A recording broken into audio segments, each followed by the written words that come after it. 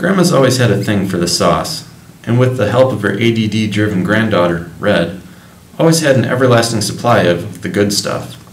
Unfortunately, after several DWIs, Grandma was no longer able to go out and pick up her own booze.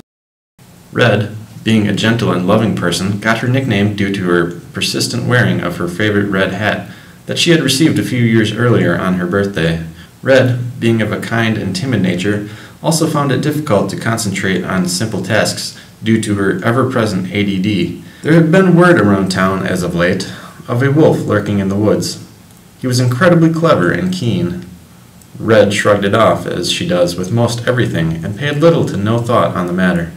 One early morning, Grandma was feeling rather ill, having drank that entire night before. She sent Red for her usual liquor run. Little did Red know, but the wolf had been scoping out Grandma's house for over a week now. The wolf trailed poor Red for a while, going down the path, and soon realized how distracted Red would get with pretty much anything. The wolf peeked from behind a tree and startled little Red.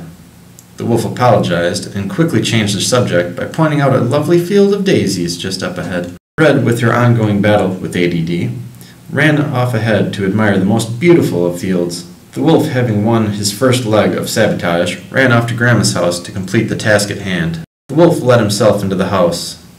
Once there, he noticed Grandma passed out and gobbled her up. The wolf quickly changed into poor Grandma's clothes and hopped into bed to await the arrival of Red. Once in bed, the wolf started feeling sleepy and quite drunk, never realizing Grandma was pickled through and through. Red, after being in the glorious daisy field, and head home before the inevitable sobering up. Red eventually reached the house and got an overwhelming sense that something was amiss. She peeked through a window and saw that Grandma wasn't looking quite right.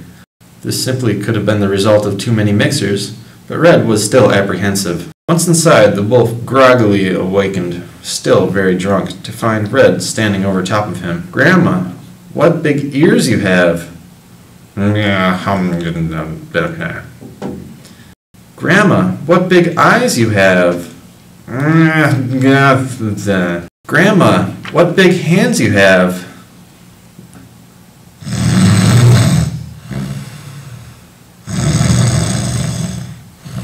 Red, not being the brightest bulb in the bunch,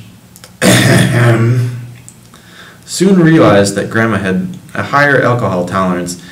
Red snapped into action, ran to the kitchen and grabbed a knife. Without stopping to admire how shiny it was, she thrust the knife into the wolf's belly to rescue her poor grandmother. Grandma jumps out of the belly of the wolf and quickly skins the wolf, making Red a new pair of wolfskin mittens and a new coat for herself.